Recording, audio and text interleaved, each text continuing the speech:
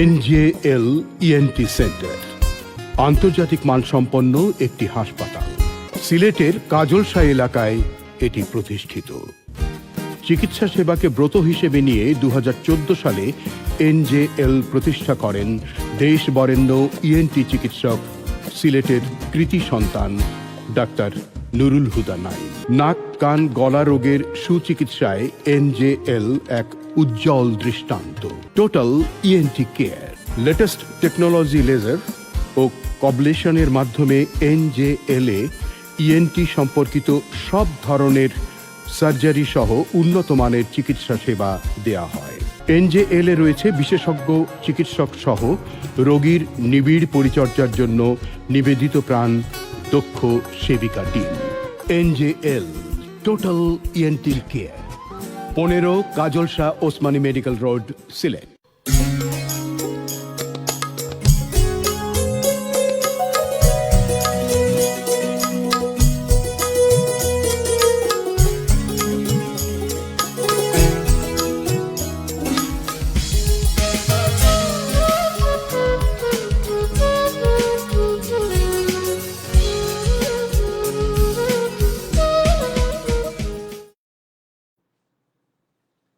সুপ্রিয় দর্শক, আসসালামু আলাইকুম।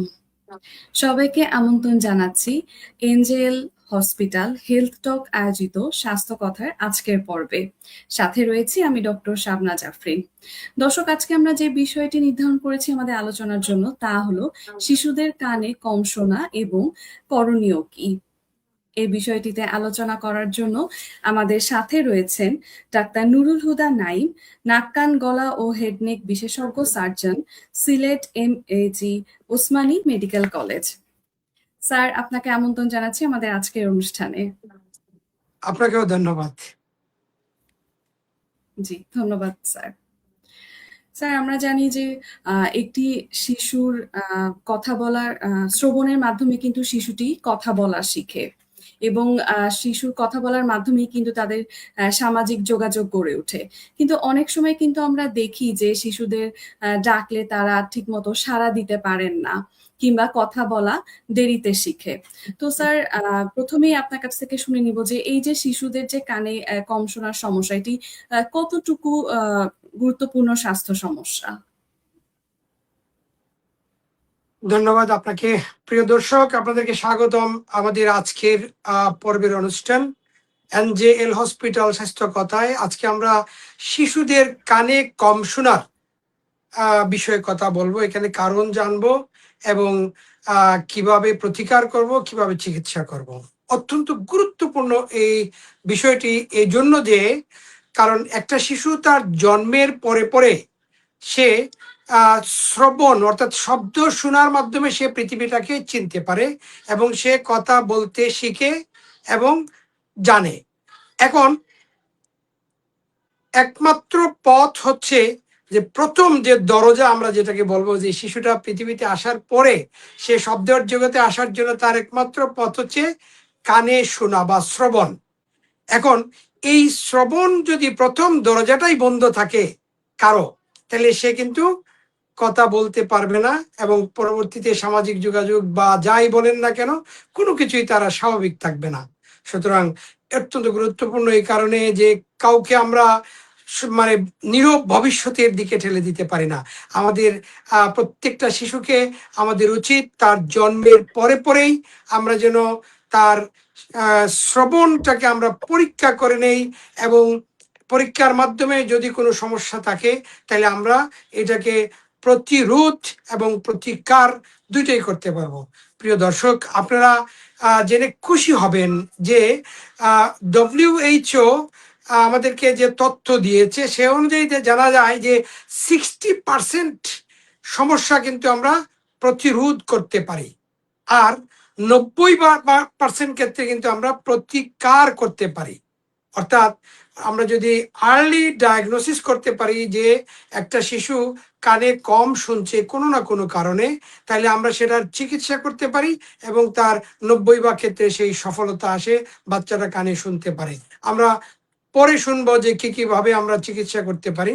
আমরা প্রথমে যেটা বলতে চাই যে একটা অনেকের মনে প্রশ্ন জাগতে পারে যে আমরা কত মানে কোন সময় শিশুর এই পরীক্ষাগুলা করব, এবং এটা এত বিরাট সমস্যা যে অর্থাৎ ডব্লিউএইচওর মতে এখন প্রায় মানে 1.5 বিলিয়ন এর উপরে মানে মানুষ কিন্তু কোনো না কোনোভাবে শ্রবণ সমস্যায় ভুগছেন, এবং সেটা মানে প্রায় মানে 4.5 কোটি মানুষ কিন্তু এই একদম ডিজেবিলিটিতে ভুগছেন, অর্থাৎ ওনারা মানে কানে কম শুনেন এবং নর্মাল লাইফ লিড করতে পারছেন না।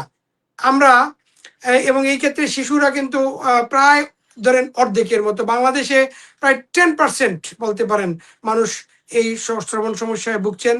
ডব্লিউএইচওর মতে 2050 সালে যদি আমরা এটা প্রতিকারের পথে না যাই, তাহলে এটা কিন্তু 70 কোটিতে গিয়ে দাঁড়াবে। তো এই বিশাল অঙ্কের এই যে একটা জনস্বাস্থ্য সমস্যা, এটাকে কোনোভাবেই ছোট করে দেখার কোনো সুযোগ নেই। আপনি যে প্রশ্নটা করেছেন এটা কত বড় সমস্যা, আমরা বলবো যে বিশাল এক জনস্বাস্থ্য সমস্যা, যেটাকে আমরা মানে সচেতনতার মাধ্যমে, আর্লি ডায়াগনোসিসের মাধ্যমে এবং মানে দ্রুত অ্যাড্রেসিং এর মাধ্যমে, চিকিৎসার মাধ্যমে আমরা কিন্তু এই সমস্যাটার সমাধান করতে পারি। ধন্যবাদ আপনাকে শাবনাজ।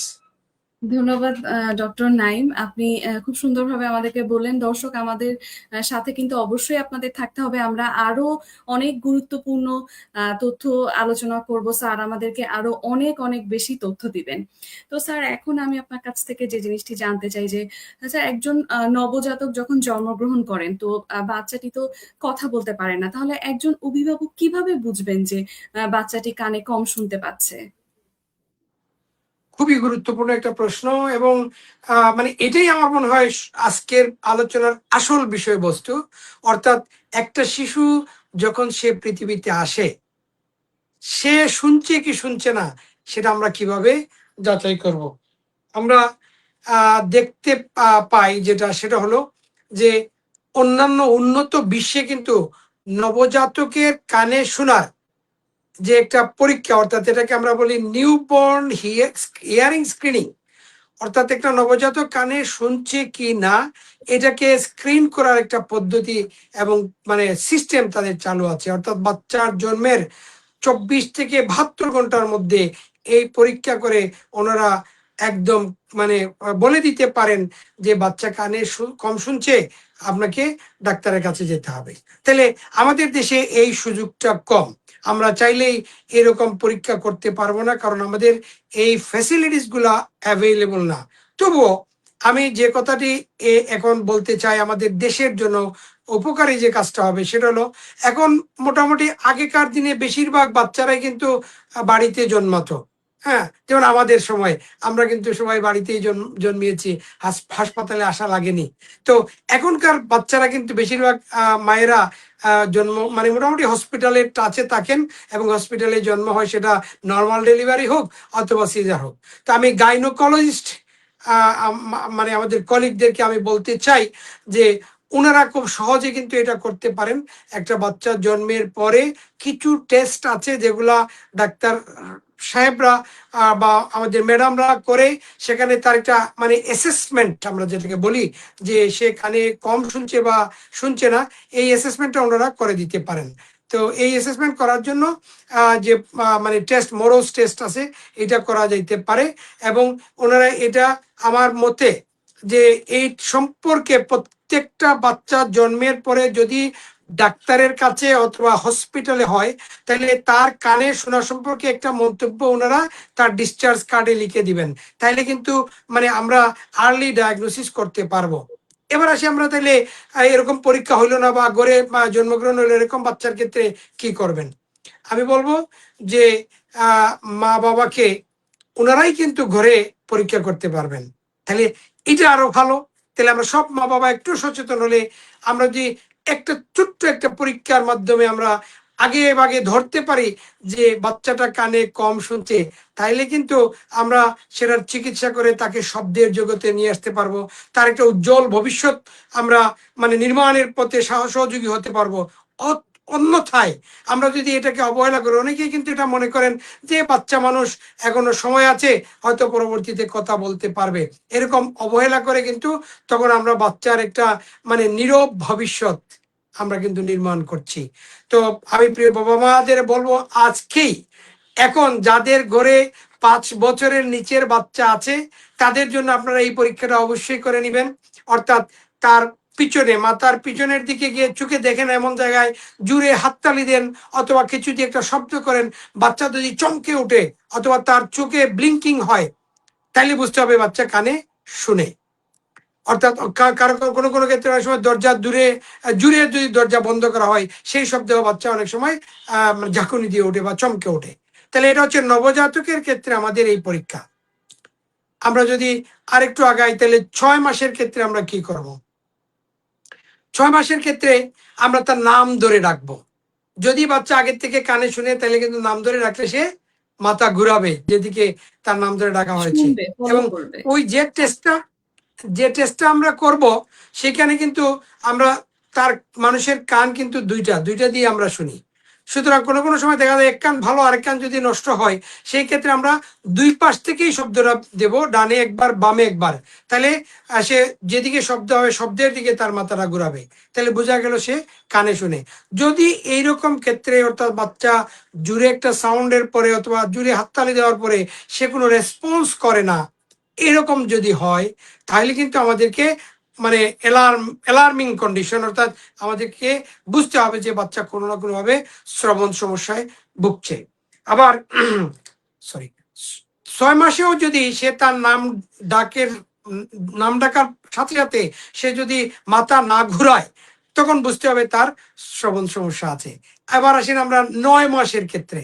9 মাসের ক্ষেত্রে বাচ্চারা কিন্তু নিজের থেকেই কিছু কথা বলবে, যে শব্দগুলো, যেমন মা মা, বাবা বাবা, এরকম শব্দগুলো সে বলবে। যদি এটা বলতে না পারে এবং ডাকের সাথে রেসপন্স না করে, তাহলে অবশ্যই ডাক্তারের কাছে নিয়ে যেতে হবে। আসেন আবার 2 বছর। আমরা অনেকেই কিন্তু এই 2 বছর অপেক্ষা করি, এবং আমাদের সমাজে এরকম বুড়ি বুড়ি প্রমাণও আছে এরকম, যে বাচ্চা 2 বছর পরে কারো কারো বাচ্চা কথা বলেছে, এবং ওনারা জোর গলায় এটা বলে কিন্তু ডাক্তারের কাছ থেকে দূরে রাখতে চান।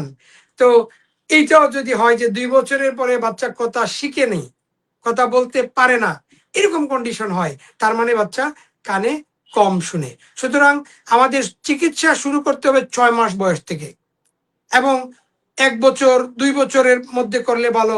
হাইয়েস্ট কিন্তু আমরা 5 বছরের মধ্যেও এরকম ডায়াগনোসিস করে আমরা চিকিৎসা করে বাচ্চাটিকে নর্মাল শব্দের জগতে আনতে পারি। ধন্যবাদ আপনাকে, শাবনাজ। স্যার, আপনাকে অনেক ধন্যবাদ। আপনি খুব সুন্দরভাবে বয়স ভেদে কিভাবে একজন অভিভাবক তার বাচ্চার শ্রবণ শক্তি পরীক্ষা করতে পারেন, খুব সুন্দরভাবে আপনি বলেছেন। দর্শক, আপনারা নিশ্চয়ই শুনতে পাচ্ছেন, এবং অবশ্যই স্যারের দেয়া এই তথ্যটি কিন্তু কাজে লাগাবেন আপনাদের যাদের ছোট নবজাতক শিশু রয়েছেন। আচ্ছা স্যার, এরপরে আমরা আমাদের পরবর্তী প্রশ্নে আপনার কাছে যেতে চাই। যে স্যার, নবজাতক শিশু অনেক সময় কিন্তু জন্মের পরেও অনেক শিশু কানে কম শোনা নিয়ে জন্মগ্রহণ করতে পারে। তো প্রধানত কি কি কারণ রয়েছে এর পেছনে? হ্যাঁ, খুবই ভালো বলেছেন। এবং দেখা গেল যে কোনো কোনো বাচ্চা যে জন্মের সময়ই সে কানে কম শুনছে। তো এটা সাধারণত আমরা যেটা বলি যে জেনেটিক কজ, জন্মের আগে যে কজগুলা জেনেটিক কজ, অর্থাৎ তার জন্মগতভাবে, তার ফ্যামিলিয়াল ভাবে সে কানে কম শুনছে বা বধিরতা নিয়ে জন্মাচ্ছে, এরকম হতে পারে। আরেকটা বড় বিষয় হলো যে যে সমস্ত বাচ্চা কোনো না কোনো জন্মগত ত্রুটি নিয়ে জন্মায়, এরকম বাচ্চার কিন্তু ত্রুটি একটা থাকে না, এটা মাথায় রাখতে হবে। হয়তো তার ঠোঁট কাটা, হয়তো তালু কাটা, অথবা কারো ঠোঁট তালু দুইটাই কাটা, বা কান ডেভেলপ করে নাই, কান হয়তো ছোট রয়ে গিয়েছে, এরকম অনেক সময় হয়। তো সেই ক্ষেত্রে যেটা হয়, আমরা প্রিয় দর্শক, আপনাদের জ্ঞাতার্থে বা আপনাদের জানানোর উদ্দেশ্যে আমরা যেটা বলতে চাই, যে আল্লাহ তাআলার রহমত এবং নিয়ামত, যে আমরা আমাদের একটা এই সবাই স্বাভাবিকভাবে শুনতে পাই জন্মের পরে পরেই, এবং জন্মের পরে, অর্থাৎ আমরা যে শুনতে পাই, এটা আল্লাহ তাআলার নিয়ামত। এবং কি কি শুনছি সারা জীবন ধরে, এইটা কিন্তু হচ্ছে আমানত। অর্থাৎ দুইটারই হিসাব কিন্তু আমাদেরকে দিতে হবে। আমি নিয়ামতেরও মানে শুকরিয়া আদায় করতে হবে এবং আমানতটাকে রক্ষা করতে হবে।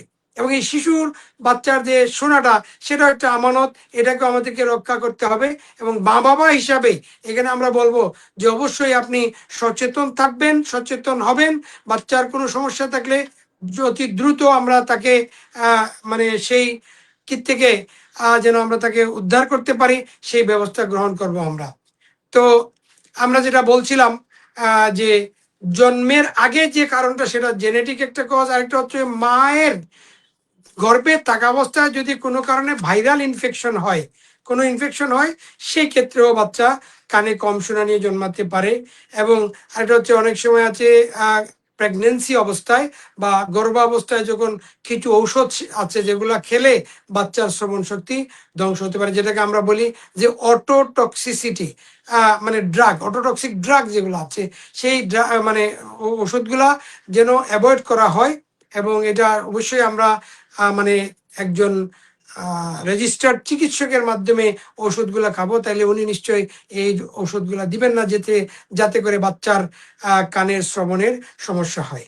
আর জন্ম পরবর্তী যে সমস্যা সেটা হলো আমাদের এই যে কোনো কারণে কানে যদি আঘাতপ্রাপ্ত হয়, শব্দ দূষণের কারণে আমাদের কানে কম শোনা হইতে পারে, বারবার রিপিটেড ইনফেকশন হয়, আমরা যদি চিকিৎসা না নেই, প্রপার মানে চিকিৎসা না নেই, তখন কিন্তু কানে কম শোনা হইতে পারে। সুতরাং আপনার বাচ্চার যদি রিপিটেড কানে পুজ আসে অথবা কান তার বন্ধ বন্ধ মনে হয়, অর্থাৎ কানের পর্দা ভালো আছে কিন্তু পর্দার আড়ালে সর্দি জমে গিয়েছে বা পানি জমে গিয়েছে, সেই ক্ষেত্রে কিন্তু বাচ্চা কানে কম শুনবে। এবং এটা দীর্ঘদিন যদি থাকে, একটা হলো আমরা বলবো যে কানের পর্দার আড়ালে সর্দি জমা বা পানি জমা, এটাকে বলছি আমরা OME আমাদের মেডিকেল ভাষায়।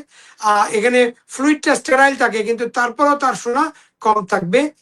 আরেকটা হচ্ছে যে কানের ছিদ্র হয়ে গিয়েছে, ইনফেকশন হয়, বারবার পুজ আসে, চিকিৎসা করালে ভালো হয়, আবার কতদিন পরে পুজ আসে। সুতরাং এইরকম ইনফেকশনে কিন্তু কানে কম শোনা থাকতে পারে। সুতরাং আমি প্রিয় দর্শক আপনাদের উদ্দেশ্যে বলতে চাই, আমরা মা বাবা যারা আছি বা বড় ভাই বোন যারা আছি, আমাদের 5 বছরের নিচের প্রত্যেকটা শিশুকে আমরা আজকে থেকে একটু পরীক্ষা করি সে কানে কেমন শুনে। আমরা যেটা আগে বললাম যে ঘরোয়া যে টেস্ট যেগুলো আছে, এখানে আরো ছোটখাটো গুলা করা যায়, যে শুনছে তাকে হয়তো করা যেতে পারে যে আমরা তার কানে কানে গিয়ে ফিসফিস করে কথা বলবো, সে শুনে কিনা। অর্থাৎ 3 ফিট দূরে থেকে যদি সে ফিসফিস শব্দ শুনে, তাহলে বুঝতে হবে তার শোনাটা স্বাভাবিক আছে।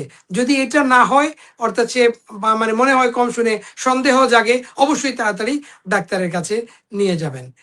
2 নম্বর হচ্ছে যে আমরা আরো একটু দূরে থেকে মোবাইলের আওয়াজ দিলাম, সেটাও যদি সে শুনে তাহলে, অথবা খেলনার আওয়াজ দিলাম সেটা যদি শুনে, তাহলে বুঝতে হবে স্বাভাবিক। না শুনে তাহলে তখন সেটা আপনাকে অবশ্যই ডাক্তারের পরামর্শ নিতে হবে।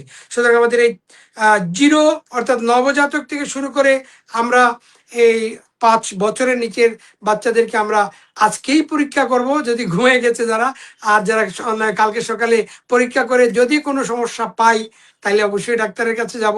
এবং একজন ENT বিশেষজ্ঞের কাছে গেলে উনি কানের ল্যাবরেটরি কিছু পরীক্ষা আছে, অর্থাৎ আমরা পিওর টোন অডিওমেট্রি, অর্থাৎ হেডফোন দিয়ে যারা একটু বয়স্ক বাচ্চা আছে 5 বছরের কাছাকাছি, তারা কিন্তু রেসপন্স করতে পারবে। আর যারা আরো ছোট তাদের জন্য প্লে অডিওমেট্রি এবং আরো কিছু ইম্পিডেন্স SRT আছে, যেগুলো দিয়ে যে আমরা এজাম্পশন করতে পারি তার কানের সমস্যা কি এবং তার শোনাটা কেমন আছে। সুতরাং এইটার থেকে আমরা আর্লি ডায়াগনোসিসে পৌঁছাতে পারবো এবং যে চিকিৎসা পদ্ধতি আছে আমরা অবশ্যই সেটা গ্রহণ করতে পারবো। আমি যদি এটাকে আরেকটু সুন্দর করে বলতে চাই, সেটা হচ্ছে আমাদের কানে শোনার যে মানে পদ্ধতি আল্লাহ তাআলা আমাদেরকে দিয়েছেন, সেখানে আমাদের কানের ভাগ আছে 3টা: বহির্কর্ণ, মধ্যকর্ণ, অন্তঃকর্ণ। আর শোনার ভাগ আছে 2টা, একটা হচ্ছে কন্ডাকটিভ পার্ট, আরেকটা হচ্ছে সেন্সরি নিউরাল। এখানে 3টা ভাগ করা যায়, আমরা গ্রসলি সেন্সরি নিউরাল বললাম। 2টা ভাগ, অর্থাৎ বহির্কর্ণ এবং মধ্যকর্ণের কাজ হচ্ছে বাতাসের সাউন্ডটাকে বহন করে নিয়ে ভিতরের কানে পৌঁছানো। এটাকে আমরা বলতেছি কন্ডাকটিভ পার্ট।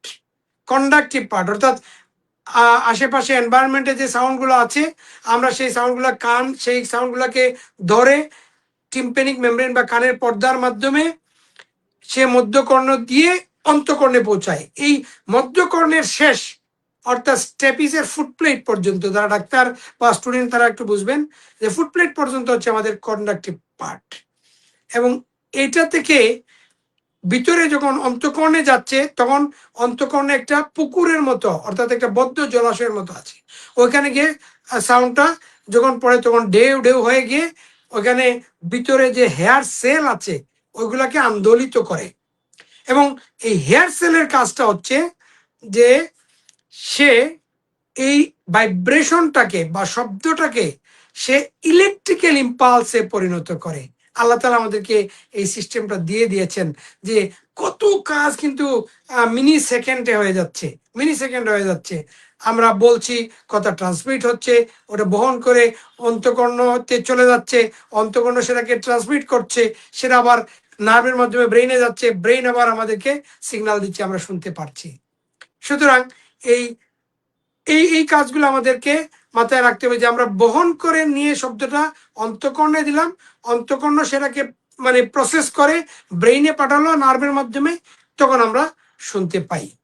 তো এই এই যাত্রাপথে, শব্দের এই যাত্রাপথে কোথাও যদি বাধা হয়, ধরেন আমার বহির্কর্ণ এবং এক্সটার্নাল অডিটরি ক্যানেল, যেটা আমরা কানের ছিদ্র আমরা বলছি পর্দার আগ পর্যন্ত, এই জায়গায় যদি কোনো কারণে ব্লকড হয়ে যায়, যেমন ধরেন অনেকেরই দীর্ঘদিন থেকে খৈল থাকে, কান বন্ধ হয়ে যায় একদম, কোনো কারণে ফরেন বডি ঢুকে গেল যেটা দিয়ে হয়তো কান বন্ধ হয়ে গেল, আবার কোনো কোনো ক্ষেত্রে আছে মানে ফাঙ্গাল ইনফেকশন হয়ে কান একদম পুরো ভর্তি হয়ে যায়, তখন হয় অনেক ইচিং হয়। ফাঙ্গাল ইনফেকশন হইলে কিন্তু মানে চুলকানি থাকবেই, এবং এই চুলকানিটা এমন যে ইনটেন্স ইচিং, আপনার হাত সরানো যাবে না। বিশেষ করে অনেক সময় বাচ্চাদেরকে দেখা যায় এরকম করতে করতে সে কানে একদম রক্ত বের করে ফেলে, চুলকানো শেষ হয় না। তো যাই হোক, এইরকম ক্ষেত্রে বহির্কর্ণের ক্যানেলে যে কোনো কারণে অবস্ট্রাকশন হয়ে গেলে শব্দ কিছুটা কম ট্রান্সমিট হবে, আমরা কিছুটা কম শুনতে পারি।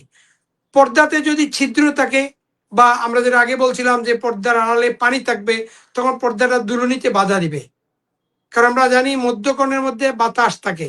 সুতরাং পর্দাতে যখন শব্দটা গিয়ে মানে ভাইব্রেট করে, তখন সে কিন্তু এই মানে সামনে পিছনে ভিতরে বাইরে নড়াচড়া করতে পারে, এবং তার সাথে লাগানো যে হাড়গুলো আছে কানের মধ্যকর্ণের, তারা এটাকে আরো কয়েক গুণ অর্থাৎ 22 গুণ বাড়ায় অন্তঃকর্ণের মধ্যে পৌঁছায়।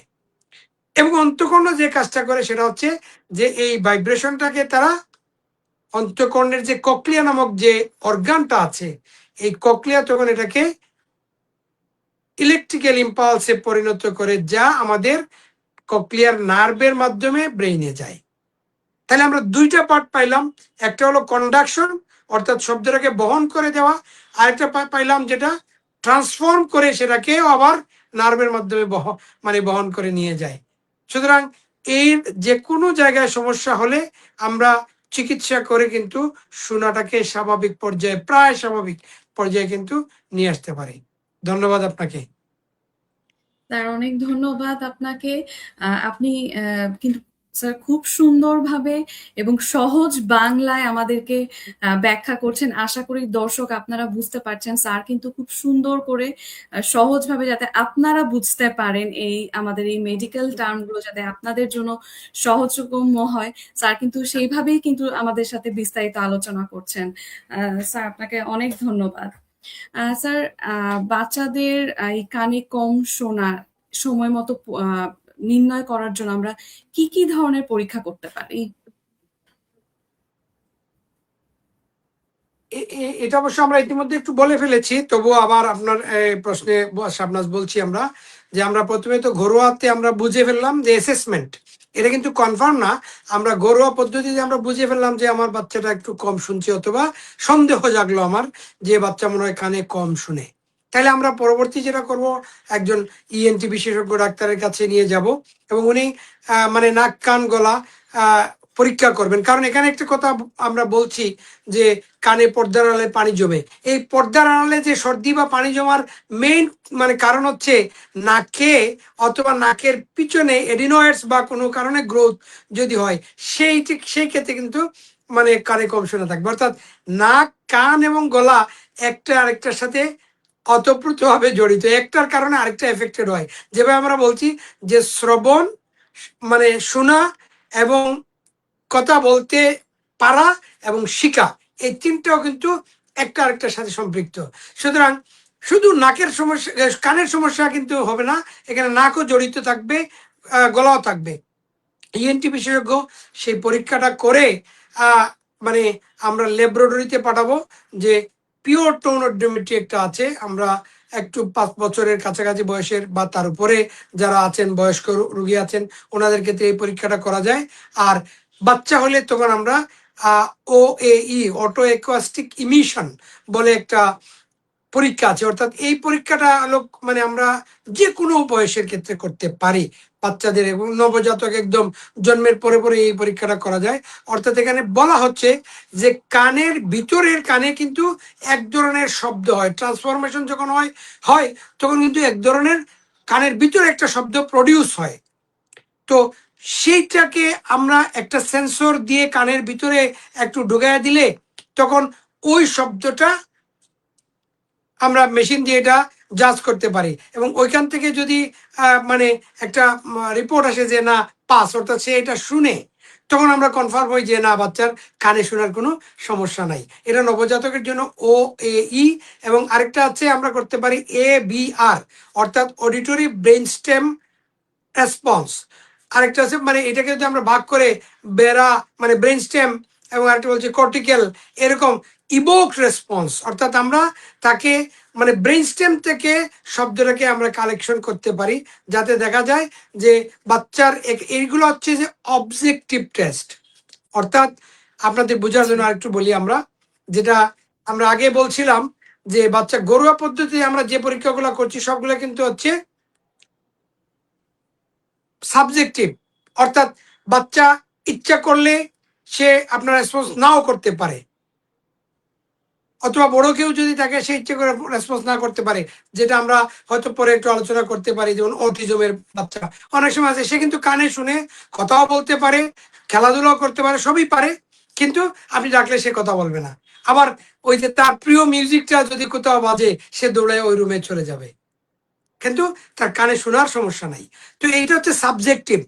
সাবজেক্টিভ টেস্ট সবসময় কিন্তু অথেন্টিক নাও হইতে পারে, এই জন্য আমাদের অবজেক্টিভ টেস্টগুলোকে আমরা গুরুত্ব দিই। অর্থাৎ যে টেস্ট করতে গিয়ে সাবজেক্টের কোনো কি লাগবে না, সহযোগিতা লাগবে না। অর্থাৎ মেশিন তার নিজস্ব মানে সেন্সর দিয়ে আমাদের ভিতর থেকে সাউন্ডটাকে সে রিসিভ করবে, এবং আমরা তখন বুঝতে পারবো যে কানে শোনার কোনো সমস্যা আছে কিনা।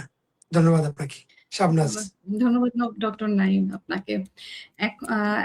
একজন শিশুর আমরা দেখতে পারলাম যে কানে কম শুনছেন, তো স্যার তখন আপনারা কি ধরনের চিকিৎসা দিয়ে থাকেন? খুবই খুবই গুরুত্বপূর্ণ এবং সুন্দর প্রশ্ন। যে আমরা শিশুর একটা কম শোনার প্রথম আমরা যে কাজটা করতে হবে, কারণ জানতে হবে। তো আমরা কারণের ক্ষেত্রে আমরা যেটা বললাম যে কন্ডাকটিভ পার্টের সমস্যা নাকি তার সেন্সরি নিউরাল পার্টের সমস্যা। যদি কন্ডাকটিভ পার্ট, যেটা আমরা বলছিলাম যে পিনা কানের বহির্কর্ণ থেকে শুরু করে মধ্যকর্ণ পর্যন্ত, এর ভিতরে যদি কোনো সমস্যা থাকে যে কারণে বাচ্চা কম শুনছে, অর্থাৎ তার কন্ডাকশন কম হচ্ছে, সেই ক্ষেত্রে আমরা কানের মধ্যে একটা মাইক্রোফোন লাগিয়ে দিব। অর্থাৎ এটাকে বলছি আমরা হিয়ারিং এইড। হিয়ারিং এইড এটা মধ্যকর্ণে অনেক সময় দেওয়া যায় একটা ইমপ্লান্ট। তো যাই হোক, অর্থাৎ আমরা এখানে কি কি বুঝলাম যে কন্ডাকশন কম হচ্ছে, অর্থাৎ সাউন্ডটা তার কানে কম শোনা যাচ্ছে, এই জন্য সে কানে কম শুনতেছে। সেক্ষেত্রে আমরা কানের কাছে একটা হিয়ারিং এইড দিলাম, সেটা মাইক্রোফোনের কাজ করবে। সে কি করবে, এনভায়রনমেন্ট থেকে সাউন্ডটাকে রিসিভ করে কয়েক গুণ বাড়িয়ে দিয়ে মধ্যকর্ণে পাঠাবে এবং মধ্যকর্ণ থেকে অন্তঃকর্ণে যাবে। এক্ষেত্রে আমাদের শোনার সমস্যা সমাধান হয়ে যাবে, অর্থাৎ হিয়ারিং এইড ব্যবহার করলে। এখন দেখা গেল যে আমাদের এই কন্ডাক্টিভ পার্টে কোনো সমস্যা নাই, ভিতরের কানে সমস্যা, অর্থাৎ কোকলিয়াতে তার সমস্যা, যে আমাদের কন্ডাকশনের পরে যে প্রসেস হবে শব্দটা ইলেকট্রিক্যাল ইম্পালসে পরিণত হবে, সেখানেই সমস্যা। তাই তখন আমাদেরকে যেটা করতে হবে সেটা হলো যে ককলিয়ার ইমপ্লান্ট সার্জারি করতে হবে, ককলিয়ার ইমপ্লান্ট সার্জারি। এবং ককলিয়ার ইমপ্লান্ট সার্জারি করার পরে বাচ্চাকে কিন্তু অডিও ভার্বাল থেরাপি দিয়ে আমরা নর্মাল শব্দের জগতে আনতে পারি। এখন আসেন যে এই ককলিয়া পরে যে নার্ভ বহন করে নিয়ে যাবে সেটাও নষ্ট, অর্থাৎ অনেক সময় আছে যে কারো কারো ক্ষেত্রে এটা ডেভেলপ করে না, আমরা বলি হাইপোপ্লাসিয়া। তো সেই ক্ষেত্রে তখন কি করবো? সেই ক্ষেত্রে আমরা সরাসরি ইমপ্লান্টটা ব্রেন স্টেমে দিয়ে দিব, ব্রেন স্টেম ইমপ্লান্ট। তাহলে কি বোঝা গেল যে সবগুলা সমস্যার কিন্তু চিকিৎসা আছে। আমরা হিয়ারিং এইড দিয়ে আমরা সমাধান করতে পারি, যেখানে দেখবো যে হিয়ারিং এইড ফেইল্ড, অর্থাৎ হিয়ারিং এইড দিয়েও কাজ হচ্ছে না, সেখানে আমরা ককলিয়ার ইমপ্লান্ট করব। যেখানে দেখবো ককলিয়ার ইমপ্লান্টও কার্যকর হবে না, সেক্ষেত্রে আমরা ব্রেন স্টেম ইমপ্লান্ট করব। তো প্রিয় দর্শক, হতাশ হওয়ার কোনো কারণ নেই। আমাদের বাংলাদেশেও সব ধরনের চিকিৎসা আছে। আমরা যেটা বললাম যে কোকলিয়ার ইমপ্লান্ট সার্জারি, এটা একটা সফিস্টিকেটেড সার্জারি এবং অনেক সূক্ষ্ম সার্জারি। বাংলাদেশে এখন কিন্তু মানে অনেক সেন্টার সেটা হচ্ছে। আমি আপনাদেরকে অনুরোধ করব যে 5 বছরের নিচের বাচ্চাদেরকে আপনারা ডাক্তারের কাছে, যারা কম শুনে আপনি মানে সন্দেহ করছেন, তাদেরকে তাদেরকে ডাক্তারের কাছে নিয়ে পরীক্ষা করাবেন। প্রয়োজনীয় পরীক্ষা যেগুলো আছে ডাক্তার সাহেব করে। যদি এরকম সমস্যা হয় যে তার ককলিয়ার ইমপ্লান্ট দিলে বাচ্চা কানে কথা শুনবে, সেই ক্ষেত্রে ককলিয়ার ইমপ্লান্ট সার্জারির জন্য আপনারা বাংলাদেশ মেডিকেল বিশ্ববিদ্যালয় শাহবাগ, জাতীয় নাক কান গলা institute Tejgaon, Sylhet MAG Usmani medical college, Faridpur medical college এবং সিএমএইচ ঢাকা এবং চিটাগাং, এই মানে 6টা সেন্টারে এখন কিন্তু আমাদের হিয়ারিং এইড আছে। এবং গত বছর থেকে শুরু হয়েছে আমাদের এখানে স্যার সলিমুল্লাহ মেডিকেল কলেজ এবং ঢাকা মেডিকেল কলেজ। সুতরাং অনেকগুলা সেন্টারে কিন্তু আমাদের এই কার্যক্রম চালু আছে ককলিয়ার ইমপ্লান্ট, এবং এটা আপনারা এই সেবাটা নিতে পারেন এবং আপনার বাচ্চা অবশ্যই কথা শুনবে। এই ক্ষেত্রে যেটা বলতে হবে আমার সবচেয়ে আগে, সেটা হলো যে ককলিয়ার ইমপ্লান্ট করানোর জন্য একটু ধৈর্য ধরতে হবে, এবং অপারেশন করা মানেই কিন্তু কানে শোনা না। এখানে আপনাকে এই অডিও ভার্বাল থেরাপি, যেটা আপনারা হয়তো সহজ ভাষা বাংলায় বুঝতে পারেন যে স্পিচ থেরাপি, কথা বলার ট্রেনিং। তো এই ট্রেনিংটা একটু ডিফারেন্স, অর্থাৎ নর্মাল যারা কম শুনে তাদের থেকে হিয়ারিং এইড দিলে আমরা তাদের শোনাতে পারছি, তাদের থেকে ককলিয়ার ইমপ্লান্ট একটু ভিন্ন। কারণ যাদের ককলিয়ার ইমপ্লান্ট করা হচ্ছে ওই বাচ্চাদের বা ওই বুড়ো মানুষ যিনি আগে কথা বলতে পারতেন, এখন কোনো কারণে ওনার কথা বলা বা কানে শোনাটা ধ্বংস হয়ে গেছে বা মানে ড্যামেজ হয়ে গেছে, সেক্ষেত্রে আমরা ককলিয়ার ইমপ্লান্ট বড়দেরও দিতে পারি। তো এরকম ক্ষেত্রে যেটা হয় যে যেহেতু ককলিয়াটা ও কার্যকর, সেই কারণে আমরা বাহিরে একটা মেশিন দিয়ে ওই ট্রান্সফরমেশনটা করে ফেলি। অর্থাৎ যে কাজটা ককলিয়ার করার কথা ছিল, শব্দটাকে ইলেকট্রিক্যাল ইম্পালসে পরিণত করবে, বিজ্ঞানীরা চিন্তা করলেন যেহেতু বাচ্চার অথবা কোনো বয়স্ক লোকের, অ্যাডাল্টের যে কারো ককলিয়াটা কাজ করছে না, সুতরাং তাহলে আমরা যদি কোনোভাবে এই ইলেকট্রিক্যাল ইম্পালসটা তৈরি করে ফেলতে পারি, তাহলে তো তাকে শোনানো সম্ভব। সেই থেকেই কিন্তু ককলিয়ার ইমপ্লান্টের আবিষ্কার। এবং দেখা গেল যে আমরা মেশিন দিয়ে কিন্তু ককলিয়ার ইমপ্লান্ট, অর্থাৎ যে ককলিয়ার যে কাজ করবে সেটা বাইরে মেশিনে ইলেকট্রিক্যাল ইম্পালস তৈরি করে আমরা ইলেকট্রোড দিয়ে নার্ভটাকে আমরা স্টিমুলেট করে দিই এবং তখন আমরা শুনতে পারি। সুতরাং এই যাদের এই সমস্যা আছে আপনারা হতাশ হবেন না। আমরা আগেও বলছি আমাদের এই সমস্যাগুলার মানে 60% আমরা কিন্তু প্রতিরোধ করতে পারি, আর 90% আমরা প্রতিকার বা এই যে চিকিৎসা পদ্ধতি আছে, এই চিকিৎসা পদ্ধতি দিয়ে আমরা বাচ্চাকে নর্মাল শব্দের জগতে আনতে পারি। ধন্যবাদ শাবনাজ। ধন্যবাদ ডক্টর নাইম আপনাকে। আপনি একটু আগেই বলছিলেন প্রতিরোধের কথাটা, আমি এখান থেকে একটু আসতে চাই যে কিভাবে আমরা অনেকাংশে প্রতিরোধ করতে পারি এই ধরনের একটি সমস্যাকে।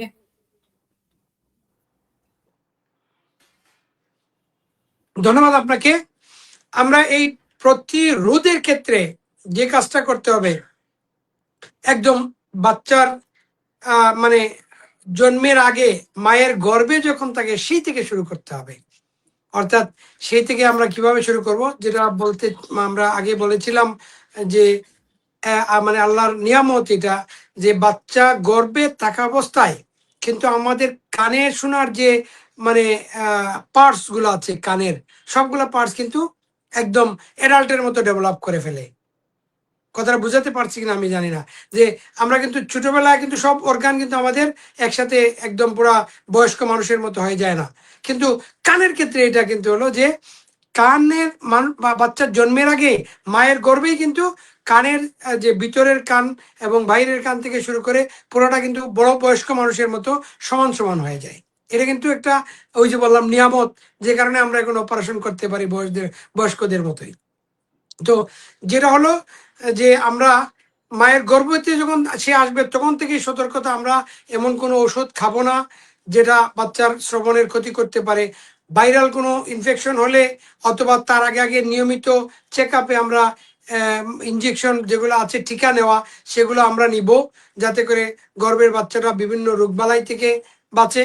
জন্মের সময় তার যেন হাইপোক্সিয়া অর্থাৎ অনেক সময় আছে অবস্ট্রাক্টেড ডেলিভারি, সেটা যেন না হয়, সেই ক্ষেত্রে আমরা সতর্ক থাকবো। তাহলে তার জন্মের সময় অনেক সময় আছে হাইপোক্সিক অ্যাটাক হইলে কিন্তু বাচ্চার অনেক ধরনের সমস্যা ডেভেলপ করতে পারে। সরি। এখন এইটুকু ধন্যবাদ হলো আমাদের ডক্টর। গর্ভাবস্থায় বা পৃথিবীতে আসার আগে, পৃথিবীতে আসার আগে। আর পৃথিবীতে আসার পরে আমরা ওই আগে যেটুকু বললাম, তার নবজাতকের স্ক্রিনিং করবেন এবং মানে 2 বছর পর্যন্ত যদি অপেক্ষাও করেন, 2 বছর পরে কথা বলতে না পারলে অবশ্যই আমরা ডাক্তারের পরামর্শ নিব এবং যা চিকিৎসা লাগে সেটা করব। এবং আরেকটা বড় কথা হলো যে আমাদের দেশে যখন যে মানে নিউবর্ন হিয়ারিং স্ক্রিনিং এই সিস্টেমটা আমরা চালু করতে পারবো না, তখন আমাদের যেটা করতেই হবে সেটা হলো যে বাচ্চাটা জন্মের পরে পরে এনআইসিইউতে থাকবে তার কিন্তু পরীক্ষা মাস্ট করাইতেই হবে। সে কানে কম শুনে কিনা, এটা ওই যে OAE যেটা আমরা বলছি, এটা করে কনফার্ম হইতে হবে যে বাচ্চারা কানে কম শুনছে কিনা। যাদের ফ্যামিলি হিস্ট্রি আছে যে তার আরো একটা ভাই বা বোন কানে কম শুনে, তাদের কিন্তু পরীক্ষা করতে হবে, ওই যেটা বলছি ওইটা করতে হবে। আরেকটা হচ্ছে যে সমস্ত বাচ্চার জন্মগত ত্রুটি নিয়ে জন্মায়, জন্ম ত্রুটি, এদেরকেও কিন্তু, তাহলে এই 3টা গ্রুপকে আমরা হিয়ারিং স্ক্রিনিং এর আওতায় নিয়ে আসতেই হবে। কারা কারা? এনআইসিউতে যে বাচ্চা থাকছে জন্মের পরে, যাদের ফ্যামিলি হিস্ট্রি আছে কানে কম শুনে, এবং যাদের জন্মগত ত্রুটি আছে, তাদেরকে আমরা স্ক্রিনিং টেস্ট করাবো।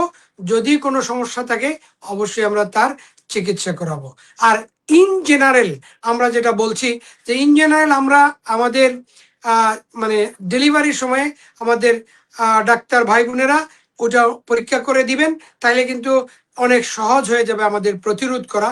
কারণ ওনারা সহজেই বুঝতে পারবেন যে বাচ্চাটার কানে শোনার ক্ষেত্রে কোনো সমস্যা আছে কিনা। যদি কোনো সমস্যা থাকে তাহলে ওনারা মানে আমরা পরবর্তীতে বাচ্চাকে চিকিৎসার আওতায় নিয়ে আসতে পারবো এবং সেই ক্ষেত্রে প্রতিরোধ করতে পারবো। এবং আমি মনে করি এই শ্রবণের যে যত্ন নেওয়া দরকার, এই বিষয়টাকে আমরা সামাজিক আন্দোলনে পরিণত করব। কারণ একটা বাচ্চা কানে না শুনলে সে কথা বলতে পারবে না, সে সামাজিকভাবে স্বাভাবিক জীবনযাপন করতে পারবে না। সুতরাং আপনার ছোট্ট একটা পরীক্ষা একটা বাচ্চাকে শব্দের জগতে নিয়ে আসতে পারে, উজ্জ্বল ভবিষ্যতের স্বপ্ন দেখাতে পারে। অন্যথায় তার একটা নীরব অন্ধকার ভবিষ্যৎ তার জন্য অপেক্ষা করবে। আমাদের অবশ্যই সেই জিনিসটা মাথায় রাখতে হবে। ধন্যবাদ ডক্টর শাবনাজ, আপনাকে অনেক মানে সুন্দরভাবে আপনি অনেক বিষয় নিয়ে এসেছেন এবং আমরা মনে করি আমাদের এই মানে আজকের দর্শকেরা এবং এটা ইউটিউবে অন্য সময়ে যখন যারা দেখবেন, আমি বলবো যখনই দেখবেন প্রিয় দর্শক, আপনি তখনই আপনার নিকটস্থ আপনার আশেপাশে আত্মীয় স্বজনের কোনো বাচ্চাও যদি তাকে 5 বছরের নিচে, তাদেরকে একটু পরীক্ষা করে নেন। যদি কোনো সমস্যা থাকে তাহলে ডাক্তারের পরামর্শ নেন এবং বাচ্চাটাকে আমরা শব্দের জগতে নিয়ে আসি। অনেক অনেক ধন্যবাদ আপনাকে শাবনাজ। ধন্যবাদ ডক্টর নাইম আপনাকে। আপনি খুব সুন্দরভাবে আমাদেরকে সহজ ভাষায় বুঝিয়ে বলেছেন। আশা করি আমার দর্শকরা অবশ্যই বুঝতে পারবেন। দর্শক আপনারা যদি কোনো শিশু সময় মতো কানে শুনতে না পান, দেরি না করে অবশ্যই বিশেষজ্ঞ চিকিৎসকের পরামর্শ নেবেন। আজকের শিশু কিন্তু আগামীর ভবিষ্যৎ। স্যার আপনাকে অনেক ধন্যবাদ। আমরা আজকের মতো বিদায় নিচ্ছি। আগামী পর্বে নতুন কোনো বিষয় নিয়ে আবার আপনাদের সামনে দেখা হবে। সে পর্যন্ত ভালো থাকুন, সুস্থ থাকুন। আল্লাহ হাফেজ।